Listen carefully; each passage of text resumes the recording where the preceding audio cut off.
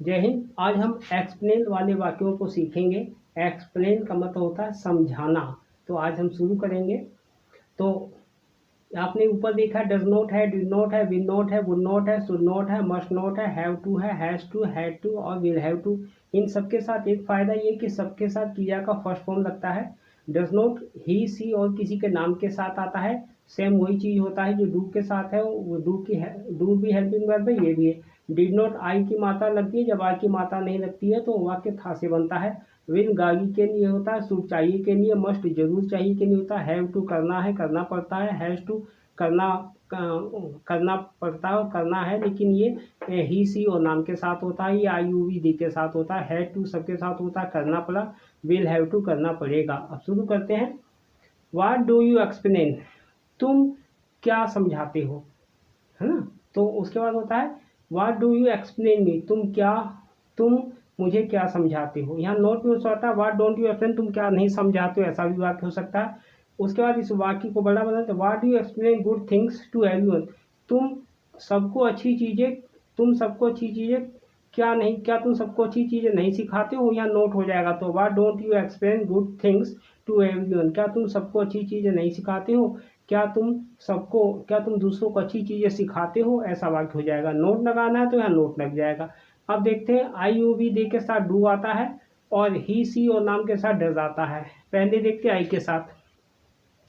I don't explain Hindi में हिंदी नहीं समझाता हूँ। आई डोंट एक्सप्लेन इंग्लिश में इंग्लिश नहीं समझाता हूँ। आई डोंट एक्सप्लेन यू मैं तुम्हें नहीं समझाता हूँ। आई डोंट एक्सप्लेन हिम मैं उसे नहीं समझाता हूँ। आई डोंट एक्सप्लेन रमेश मैं रमेश को नहीं समझाता हूँ। आई डोंट एक्सप्लेन एनीवन मैं किसी को नहीं समझाता हूँ। I don't explain anyone without reason, मैं बिना वजह किसी को नहीं समझाता हूँ। आई डोंट एक्सप्लेन एवरीवन, मैं हर किसी को नहीं समझाता हूँ।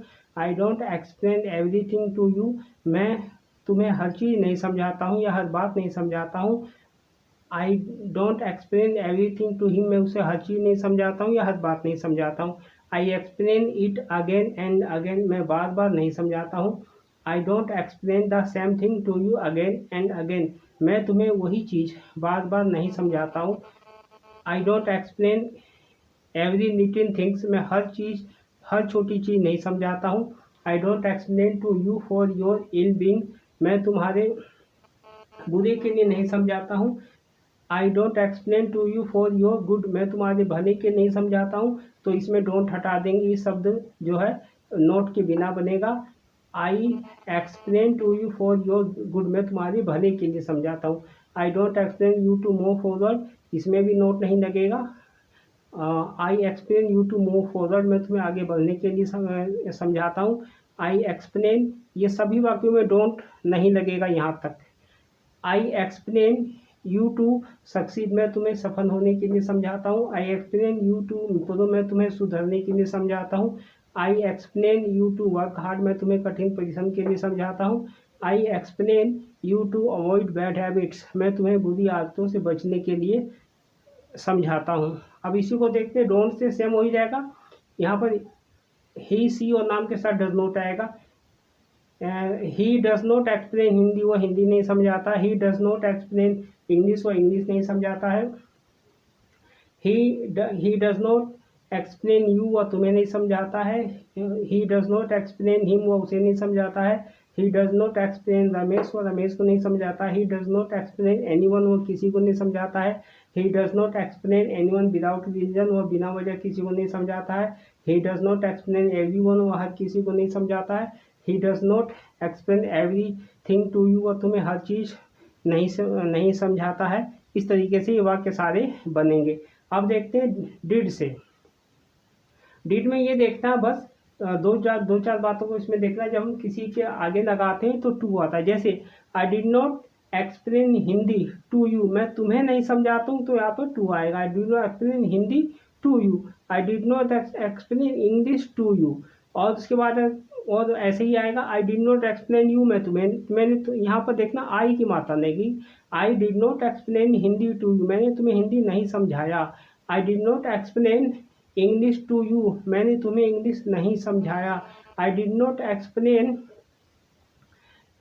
टू यू, मैंने तुम्हें नहीं समझाया, हिंदी नहीं समझाया, इंग्लिश नहीं समझाया। I did not explain English to him, मैंने उसे इंग्लिश नहीं समझाया। जब इनके साथ ऐसे वाक्य करेंगे तो टू का प्रयोग करेंगे और वैसे सीधा वाक्य हो जाएगा। I did not explain Ramesh, मैंने रमेश को नहीं समझा। I did not explain anyone, मैंने किसी को नहीं समझा। I did not explain anyone without reason, मैंने बिना वजह किसी को नहीं समझा। इस तरीके से विल से होगा। I will not explain Hindi, मैं हिंदी नहीं समझाऊंगा। I will not explain English, मैं इंग्लिश नहीं समझाऊंगा। I will not explain you, मैं तुम्हें नहीं समझाऊंगा। I will not explain him, मैं उसे नहीं समझाऊंगा। I will not explain Ramesh, मैं रमेश को नहीं समझाऊंगा। I will not explain anyone, मैं किसी को नहीं समझाऊंगा। I will not explain anyone without reason, मैं किसी को भी बिना वजह नहीं सिखाऊंगा। ऐसे हो जाएगा। यहाँ पर शुड लगा देंगे तो कैसे होगा, I should not explain Hindi, मुझे हिंदी नहीं समझानी चाहिए। I should not explain English, मुझे इंग्लिश नहीं समझानी चाहिए। I should not explain you, मुझे तुम्हें नहीं समझाना चाहिए। I should not explain him, मुझे उसे नहीं समझाना चाहिए। I should not explain Ramesh, मुझे रमेश को नहीं समझाना चाहिए। I should not explain anyone, मुझे किसी को नहीं समझाना चाहिए। I should not explain anyone without reason, मुझे किसी को भी बिना वजह नहीं समझाना चाहिए। इस तरीके से ये सारे वाक्य बनेंगे। अब देख लेते हैं, जब आप ऐसा वाक्य बोलते हैं तो आप क्यों नहीं समझाएंगे। तो इस वाक्य को अब इसका आंसर तो ये हो गया, व्हाट डू यू एक्सप्लेन, तुम क्या समझाते हो। तो मैं डोंट हटा दोगे तो मैं समझाना वाला वाक्य हो जाएगा। डोंट से नेगेटिव है, डोंट हटा दोगे तो मैं समझाता हूँ, ऐसा वाक्य हो जाएगा। अब इस वाक्य को पूरा लेते हैं, तुम हर किसी को क्यों समझाते हो। तो इसका आंसर यहाँ पर आ गया। इस वाक्य अब यहाँ तक का आंसर ये है। अब इस पूरे वाक्य का आंसर ये है, what do you explain good things to everyone, तुम हर किसी को अच्छी चीज़ें क्यों सिखाते हो, समझाते हो। तो ये है बिकॉज आई लव यू, क्योंकि मैं तुम्हें प्यार करता हूँ। बिकॉज सबके साथ रहेगा। Because you are my own, क्योंकि तुम मेरे अपने हो। Because I want your good, क्योंकि मैं तुम्हारा भला चाहता हूँ। Because you don't have any problem, क्योंकि मैं चाहता हूँ तुम्हें कोई समस्या नहीं आए। Because I want you to be happy, क्योंकि मैं चाहता हूँ तुम खुश रहो। Because I want you to go ahead, क्योंकि मैं चाहता हूँ तुम आगे जाओ। Because you did not face any problem, क्योंकि तुम्हें किसी भी समस्या का सामना नहीं करना पड़े। Because I want you to get everything, क्योंकि मैं चाहता हूँ तुम्हें हर चीज़ मिले। गेट माने मिलना। इन लाइफ में चाहता हूँ तुम्हें जीवन में हर कुछ सब कुछ मिले। Because you always be happy in life, क्योंकि मैं चाहता हूँ तुम जीवन में हमेशा खुश रहो। अब इसको प्रेजेंट कंटिन्यूस टेंस में देख लेते हैं। What are you not explaining, तुम क्या नहीं समझा रहे हो। तो यहाँ पर यू की वजह से आ रहा है, यहाँ पर सी की वजह से इज आया है। What is she not explaining, तो ये सारे वाक्य इसी के साथ आएंगे। किसके बाद, आई एम नॉट एक्सप्लेनिंग के बाद ये सारे वाक्य आएंगे। जैसे I am not explaining Hindi में हिंदी नहीं समझा रहा हूँ। आई एम नॉट एक्सप्लेनिंग इंग्लिश में इंग्लिश नहीं समझा रहा हूँ। आई एम नॉट एक्सप्लेनिंग यू, मैं तुम्हें नहीं समझा रहा हूँ। आई एम नॉट एक्सप्लेनिंग हिम, मैं उसे नहीं समझा रहा हूँ। आई नॉट एक्सप्लेनिंग रमेश, मैं रमेश को नहीं समझा। ये सारे वाक्य उसी तरीके से आएंगे। बस शुरू में आपको आई एम नॉट एक्सप्लेनिंग लगाना है। ऐसे वाक्य कुछ इसके अलावा वाक्य यहाँ 2-3 वाक्य, जैसे I am not explaining English to you, मैं तुम्हें इंग्लिश नहीं समझा रहा हूँ। जब कोई ऐसा वाक्य बोलना है तो टू यू का प्रयोग करना है। आई am not explaining for free, मैं फ्री में नहीं समझा रहा हूँ। आई एम नॉट एक्सप्लेनिंग हर, मैं उसे नहीं समझा रहा हूँ। इस तरीके से यह वाक्य को बनना है। ध्यान देना है समझाने का मतलब क्या है, इसको आप समझ लीजिएगा। और इस तरीके ये वीडियो जो है समझाने वाले पिछले बहुत सारे वीडियो हैं, उनको आप देख लीजिएगा। अब हम देखते हैं, what are you not explaining, तुम मुझे क्या नहीं समझा रहे हो। तो बिकॉज तुम मुझे, यहाँ पर वाई आ जाएगा। Why are you not explaining, तुम मुझे क्यों नहीं समझा रहे हो।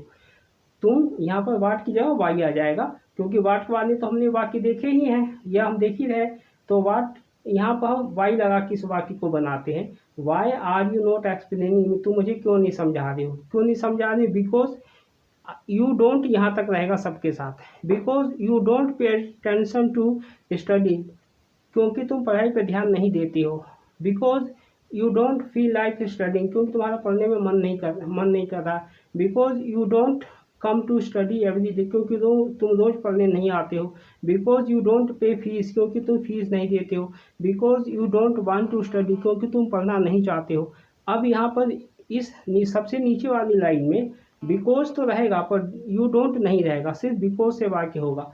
Because you are pretending to learn, क्योंकि तुम पढ़ने का नाटक कर रहे हो। Because you are wasting your time, तुम अपना समय बर्बाद कर रहे हो। इस तरीके से यू आर से ये 2 वाक्य बनेंगे।